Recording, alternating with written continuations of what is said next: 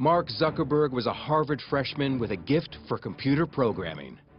Less than a decade later, he is the baby-faced, multi-billionaire power broker who rubs shoulders with the president. My name is Barack Obama, and I'm the guy who got Mark to wear a jacket and tie. I think most people still haven't really digested the scale of Facebook or how quickly it's grown. The goal is obviously to get to ubiquity. I mean, Mark Zuckerberg wants everyone to be on this service. He transformed a dorm room project into the internet's biggest global village.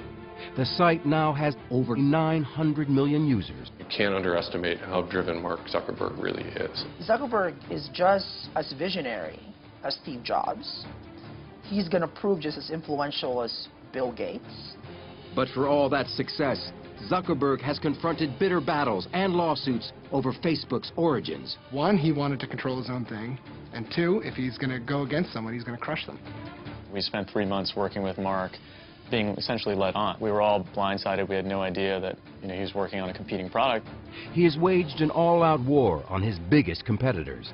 Facebook and Google's relationship is pretty simple. They just don't like each other. And Zuckerberg has come under fire for pushing the limits on user privacy. Users have less control over private information. They don't fully know how their information is being shared. He's not dealing with just a piece of technology. He's dealing with people and their behavior. And in many ways, he's doing it on the fly. They have amassed this humongous database of information about us because we trusted them. So the question is, should we still trust them?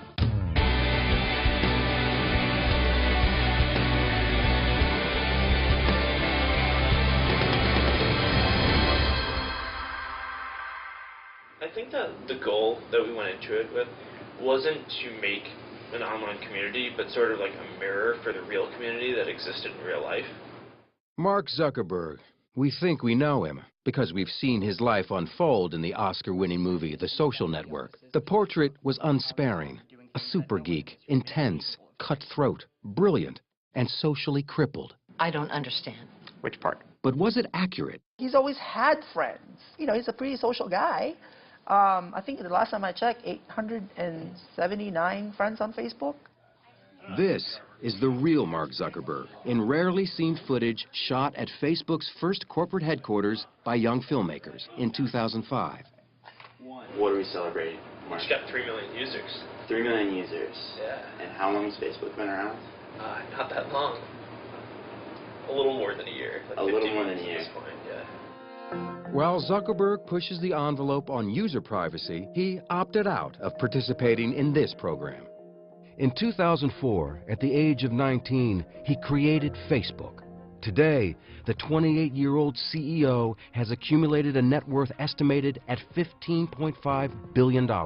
Mark's mission from the beginning was about connecting people, and it was clearly based on this theory that if the world were more connected, it would be a better place.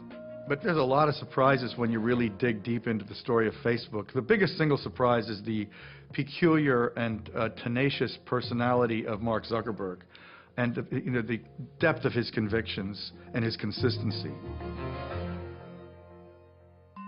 Born in 1984, he grew up in the Hudson River town of Dobbs Ferry, a bedroom community north of New York City.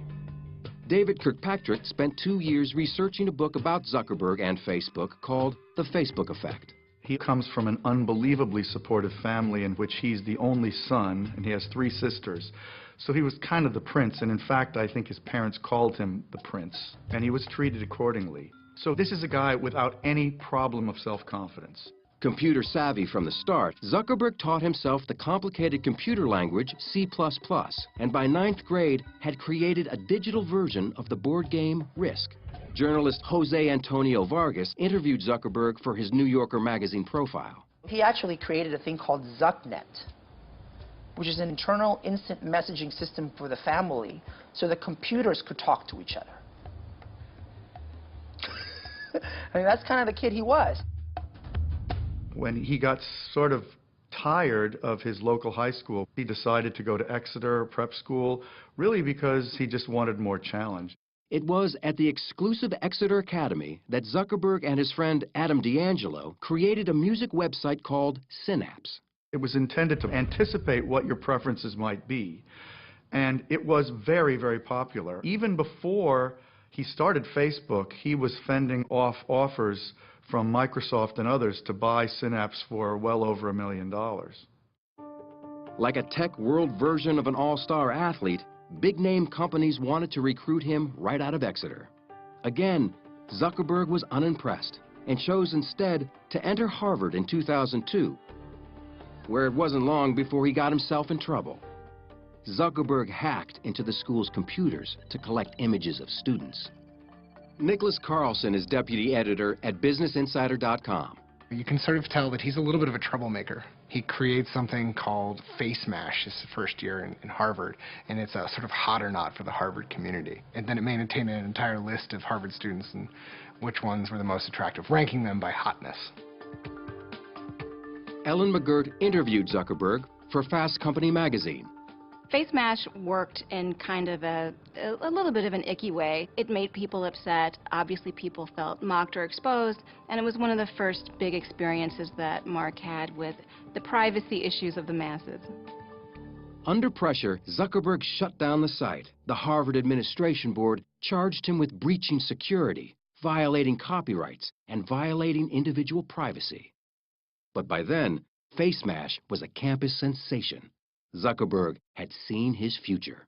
At the same time of getting trouble for building this mischievous web tool, he built a mischievous web tool that was really popular. I imagine that he had a couple of sleepless nights worrying about how bad this thing was going to be, and was relieved when it all blew over, but was also incredibly curious about what he could then make next.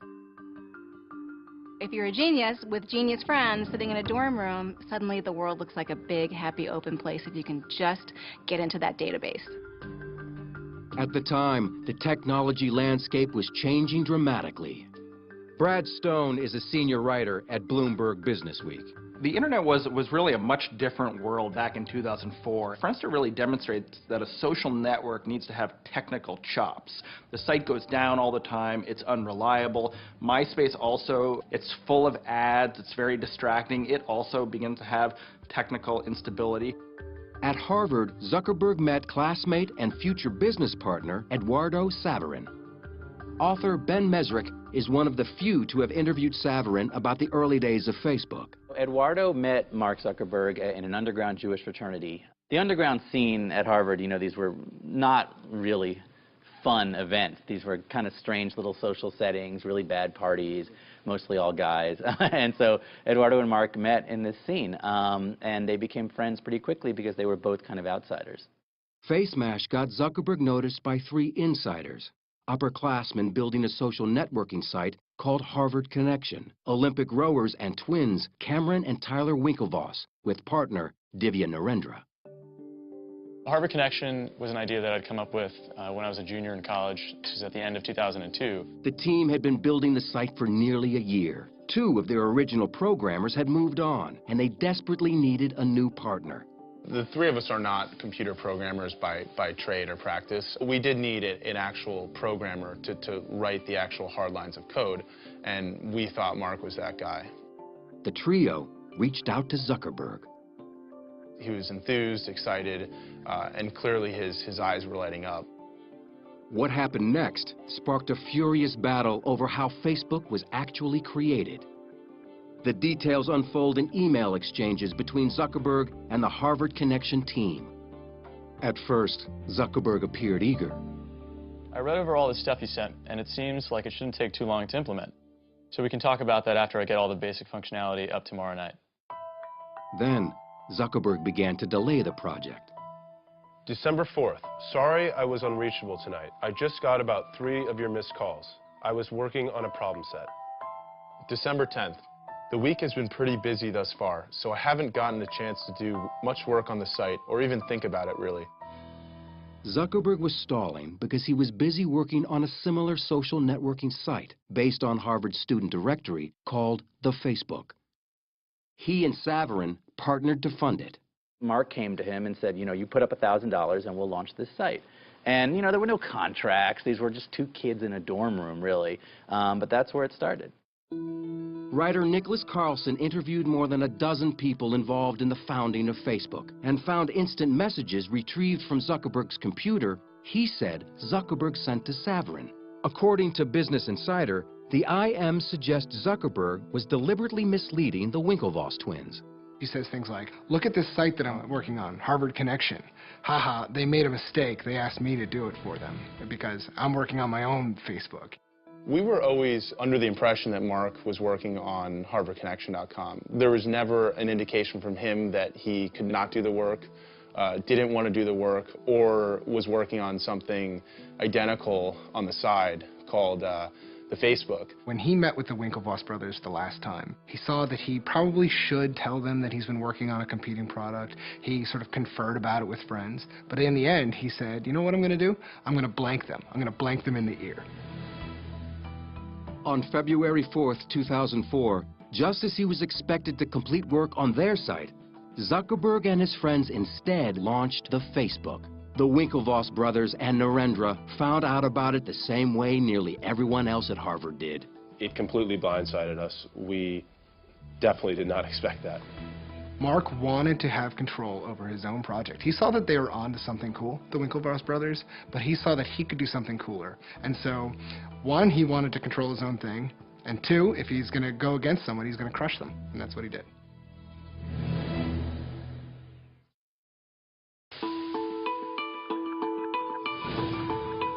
Mark Zuckerberg's new Harvard-based social networking site, the Facebook, was mired in controversy from the start. Just days after he launched it in February of 2004, the Winklevoss twins and Divya Narendra sent him a letter to cease and desist. In a nutshell, our complaint against Mark Zuckerberg is fraud, unjust enrichment, and breach of contract.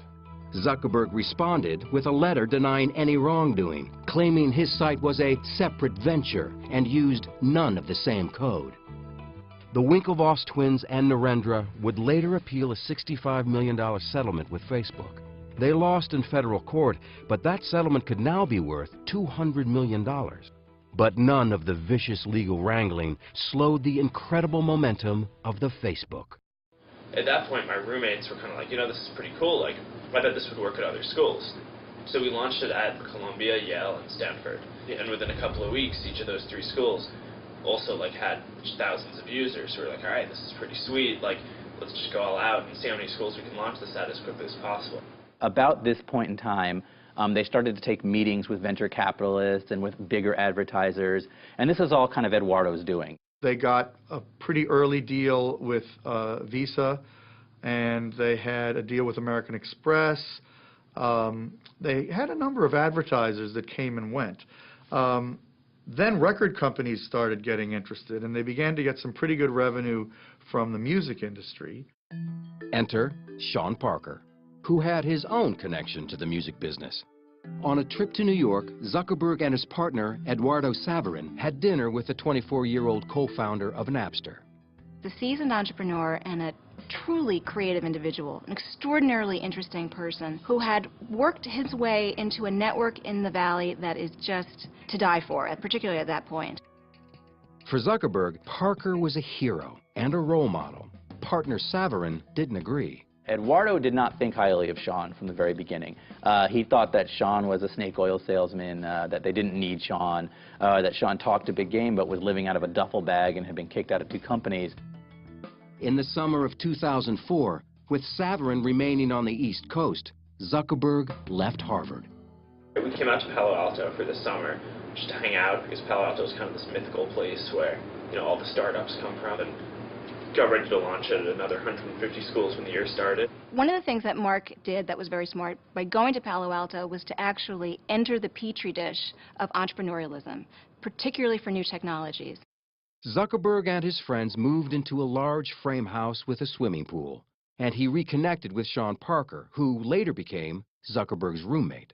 He was the adult supervision. He's the guy who showed them how things are done in Silicon Valley. He's the one who showed them how to meet investors, how to negotiate with them, who to hire. Mark has told me stories of just all of the guys coding late at night around dining room tables and eating chicken McNuggets and cereal. And there's partying going on. Sean Parker is bringing them around to the different kind of cool Silicon Valley hotspots. And meanwhile, the website is growing astronomically fast.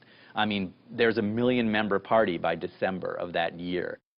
During this time, Parker gave Zuckerberg some shrewd advice he took to heart. He sort of looked at him and said, you need to be the founder of this thing, and you need to be the CEO forever. You know, you can't turn this over to investors. And Mark is able to negotiate a series of increasingly important investment deals that do two things. One, allow him enough operating cash to hire some of the smartest engineers in the business, and two, help him retain majority control in the company. But tensions began to grow with Zuckerberg's original partner, Eduardo Saverin, who remained on the East Coast. Eduardo felt that, he was the business head of the company and he was no longer being treated that way. Mark and Sean were taking meetings all over California. They were meeting with venture capitalists, and they were kind of ignoring Eduardo. He retaliated. Eduardo froze the bank accounts to try and get Mark's attention, and Mark and Sean began to sort of figure out a way to build the company without Eduardo. Zuckerberg responded and froze Saverin out. Eduardo was removed from the company masthead, and he essentially became a non-entity. He became a non-person. He was thrown out, and he became very upset.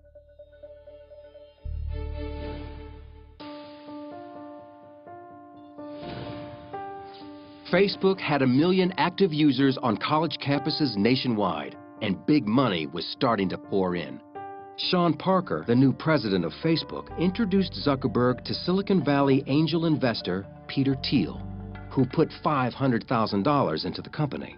Then, in the spring of 2005, the venture capital firm Excel Partners offered Zuckerberg $12.7 million for an 11% stake in the company. And didn't ask for much control at all.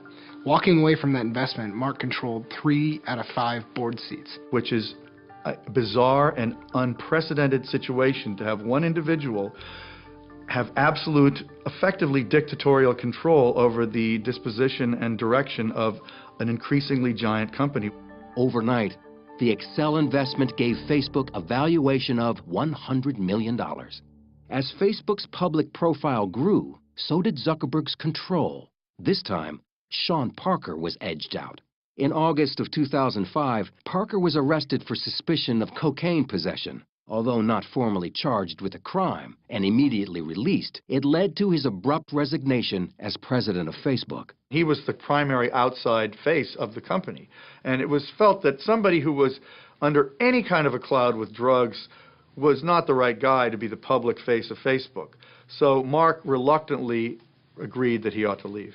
Facebook was growing with remarkable speed, and Zuckerberg moved the company from its frat-like house with the pool to a larger and more conventional space in downtown Palo Alto. 2, 3, 4, 5, but the college atmosphere remained the same. One of the things that I do focus on at Facebook is making sure that the culture is very friendly, and that people hang out. In terms of managing this whole process, nothing, nothing. Like, I have no idea what I'm doing, Even their employee interviews were different. Chris Kelly was brought on in the new position of Chief Privacy Officer to deal with Facebook's increasingly contentious privacy issues, at a time when the entire company numbered only a couple dozen employees. The first time I met Mark, we climbed out on the roof, out through the window, and did our interview on the roof of what was then a World Wraps. And it was clear he was young, but he had a very sophisticated understanding of what had happened so far and where he wanted to take the company. Determined to keep Facebook's unusual creative culture alive, all-night hackathons were one way to do it. We have these hackathons at the company, right, where basically everyone gets together and just hacks on something and builds something all night long. And the only rule is that you aren't allowed to work on at a hackathon what you work on the rest of the time. So people work on crazy stuff. Hackathons were some of the most kind of creative focus that you could ever imagine in a company. Imagining these incredibly talented engineers coming together for a night and saying, we're going to stay up all night and we're just going to program. And we're going to pick a project and we're going to get it done that night. It's like, great, make it. We'll prototype it. And there'll be a prototype war and see who wins.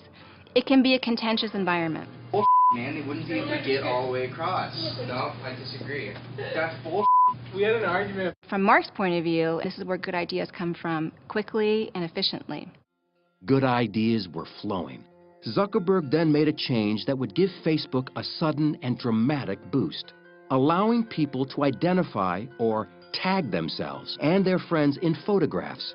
That was a huge, huge change that led to massive new use of Facebook, and photos became very rapidly by far the most used part of Facebook and became the single biggest driver of its growth.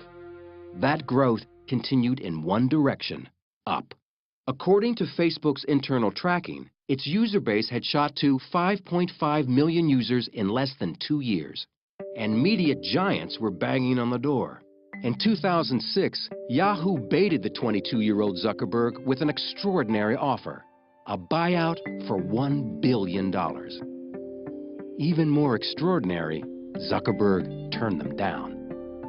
Now, if you are a parent of someone about Mark's age, you're looking at the Yahoo decision and thinking, why did you not take that money? It's never been about money. If it was, it would have just sold out. We just felt that doing that and going down that path would not help us build Facebook out to what we thought it could be.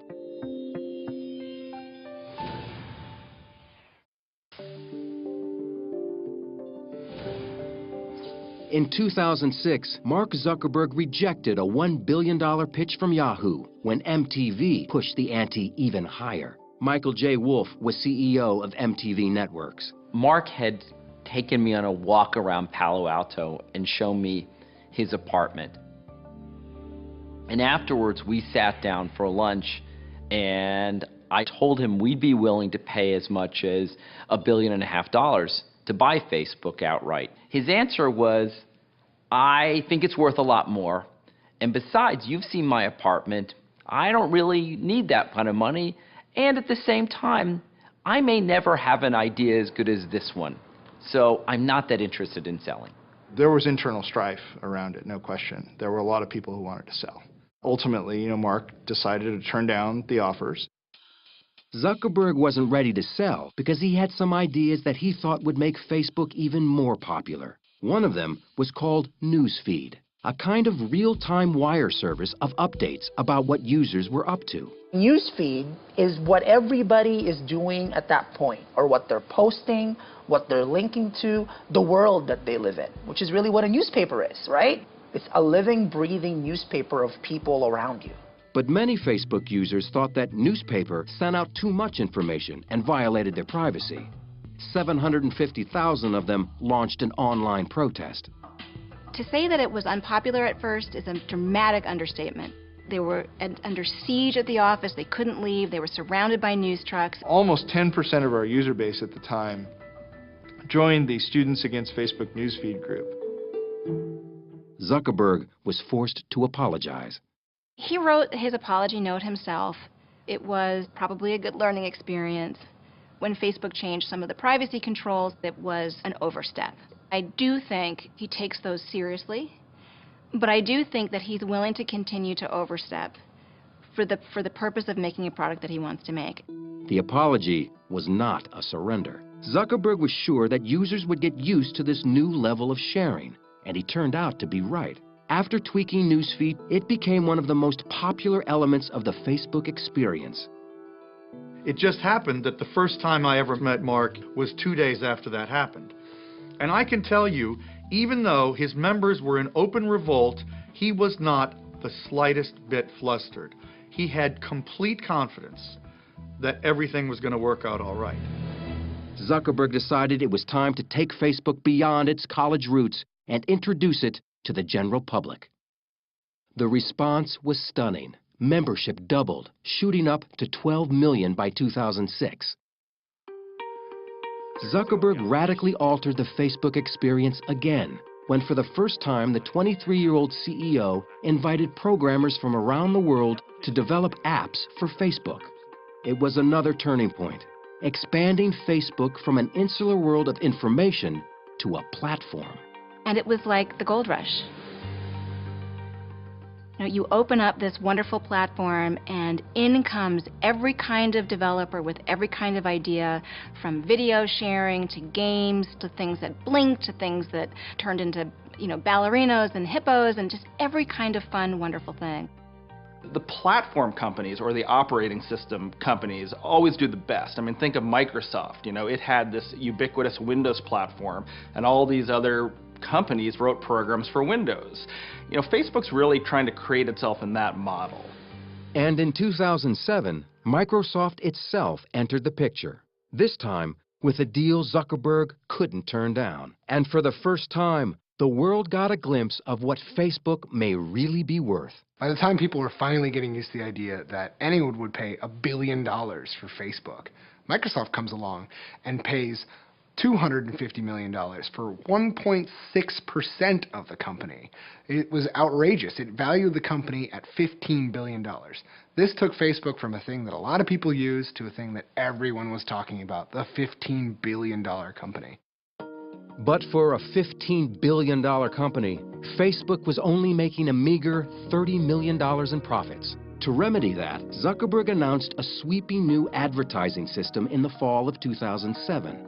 One part of it let companies set up their own Facebook pages and advertise using social ads. Lou Kerner covers social media and owns shares in Facebook. Social ads on Facebook are ads where they would say that your friends Meg and Ryan like Virgin America. And it turns out, not surprisingly, that when you see that your friends like a product, you're more likely to click on that ad. So social ads have been very successful on Facebook virtually from the beginning.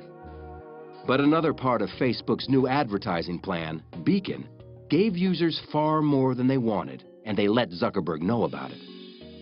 Zuckerberg's made a lot of mistakes. The next mistake, which was a really big one, was Beacon. You go to a third-party e-commerce site and you buy something, and unless you tell it not to, really quickly, it's going to go back and tell all your friends that you just bought a diamond engagement ring. And obviously, that sort of secret revealing can cause a lot of trouble. There was the great rallying cry that Facebook ruined Christmas because suddenly everyone's purchases were being broadcast to their entire network.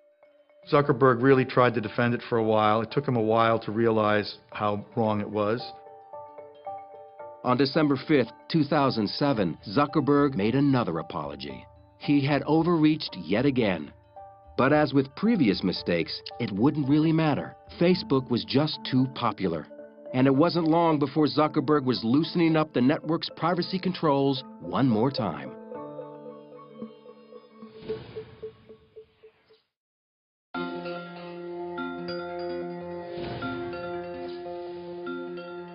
More than 4 years after co-founding Facebook, Zuckerberg still seemed uneasy in the public spotlight.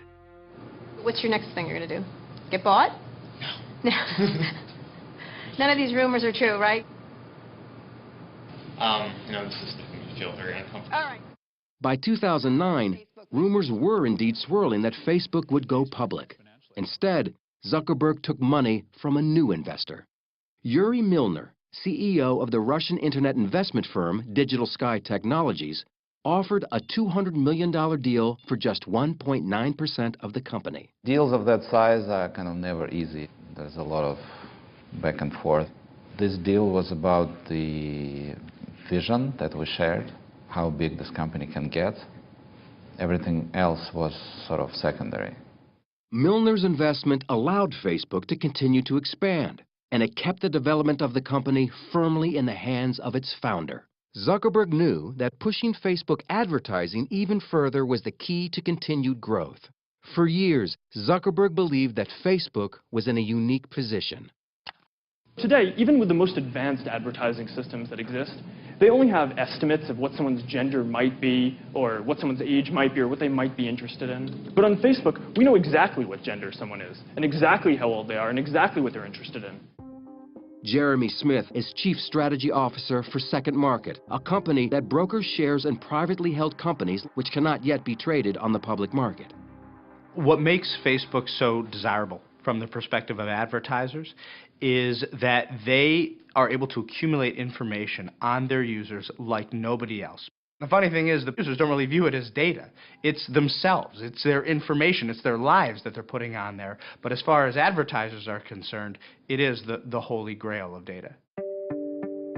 Pushing the boundaries of that holy grail of data was about to get Zuckerberg in trouble again. In December 2009, he revamped the privacy settings for Facebook's then 350 million users. Unless users individually restored their settings, previously private information was now available to everyone on the internet. Many people just sort of took that default and somewhat inadvertently allowed a lot of their information to become public.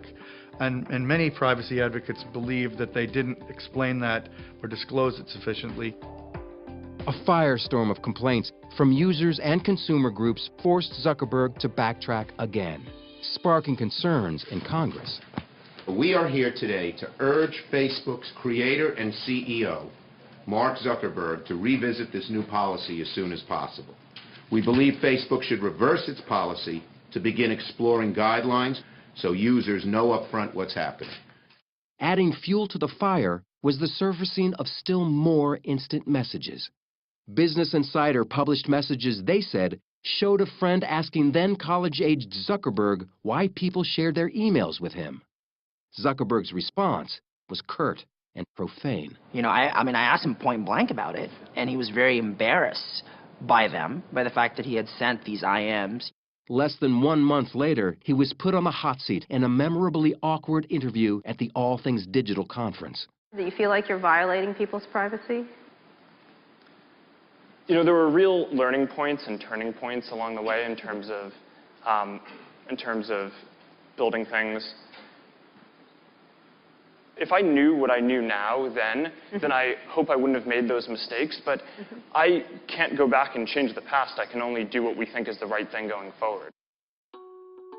You know, anybody who's ever kind of doubted what Facebook is about or want to question his integrity, I mean, they can keep pointing back to that, right? To that instance of like, I can't trust that guy. That is going to be our check on him for as long as he remains CEO, you know, and in charge of that company. It's going to be like, okay, you're not that guy. Well, prove to us that you're not that guy. Chris Hufnagel, the director of privacy programs at the University of California, Berkeley, believes Mark Zuckerberg purposefully pushes the envelope on privacy. In most situations where a company does something that's unpopular, they have blowback. They lose the ability to do something. But in Facebook's case, we have something I call blow forward, where they take 2 steps forward, there's some type of public reaction, and they just take a little step back. And so over time, they've been able to open up profiles more and more. Mark does not think you should be a different person at work than you are at the bowling alley, in bed, at school. You know, he basically thinks you should be consistent across all these environments. So that's a very radical view for many older people.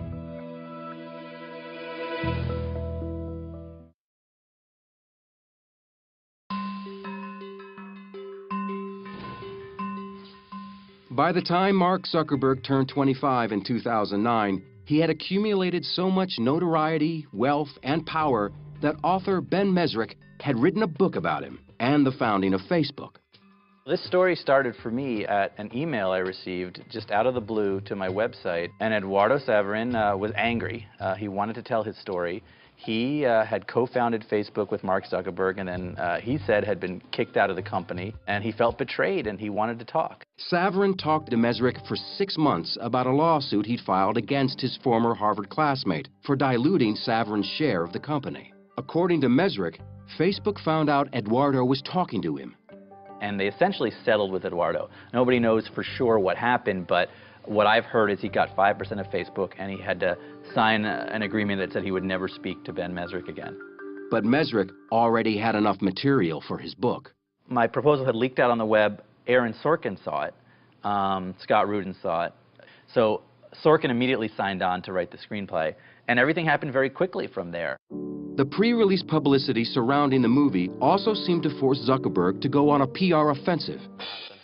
The previously press-shy Zuckerberg was suddenly everywhere. If you build something great, that's what people care about. When people don't care about what someone says about you in a movie. He gave Oprah a tour of his house in 2010 and announced on her show a $100 million donation to public schools in Newark, New Jersey. $100 million.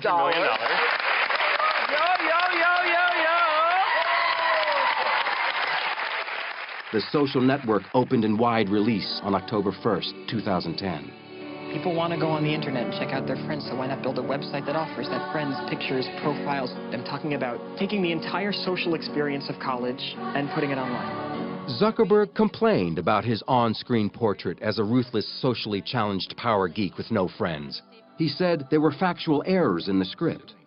They frame it as if the whole reason for making Facebook and building something was because I wanted to get girls or wanted to get into some kind of social institution.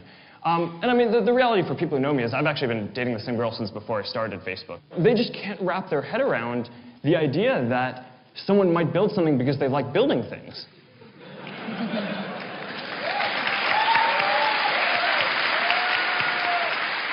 Though he initially said he wouldn't see the movie, Zuckerberg ended up taking his entire staff to it. He even showed up on Saturday Night Live. You ever end up seeing the film, the Social Network? Yeah, I did.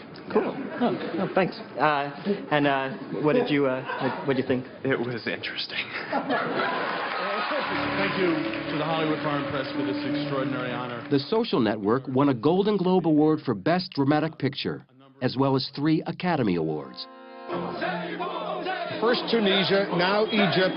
What's next? But to an increasing number of people around the world, Facebook wasn't just a Hollywood movie. It was affecting real life.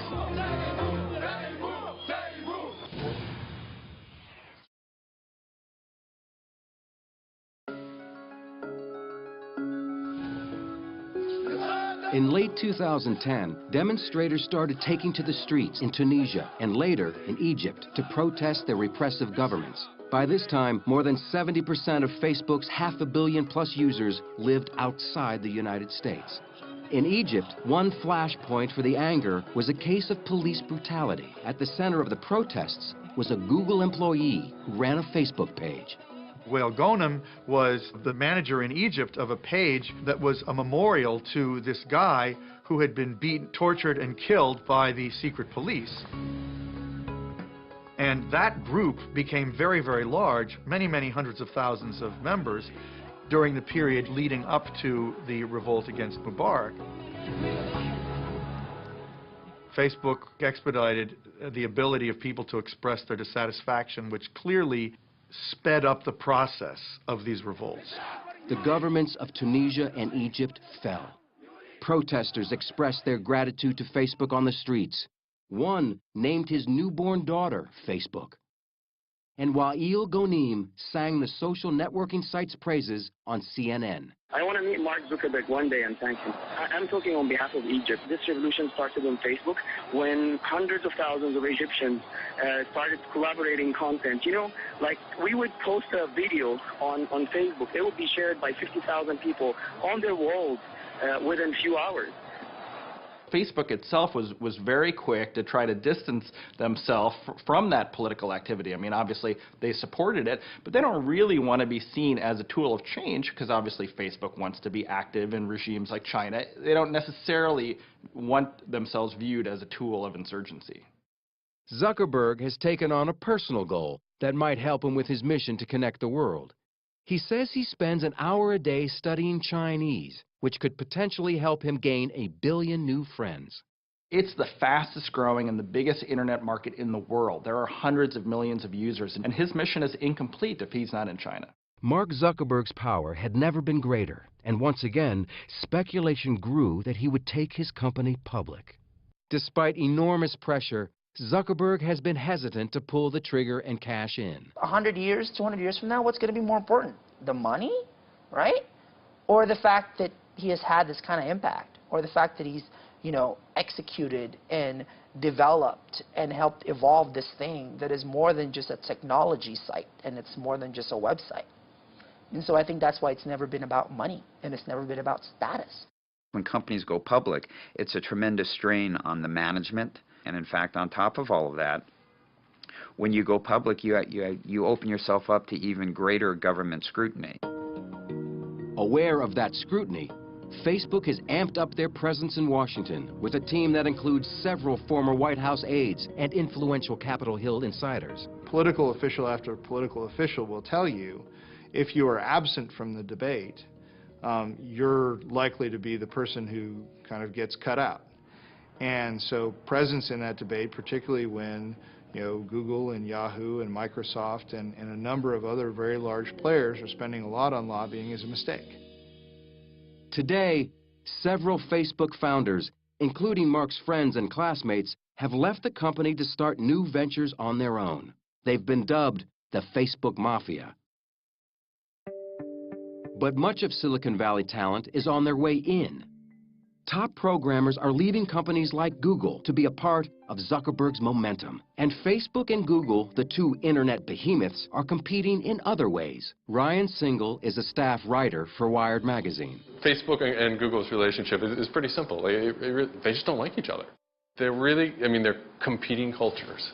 Facebook was sort of young, brash, wild, and Google is like, an algorithm company. Like, these are guys that, like, any problem, there's got to be a way that they can write a little algorithm that'll fix it.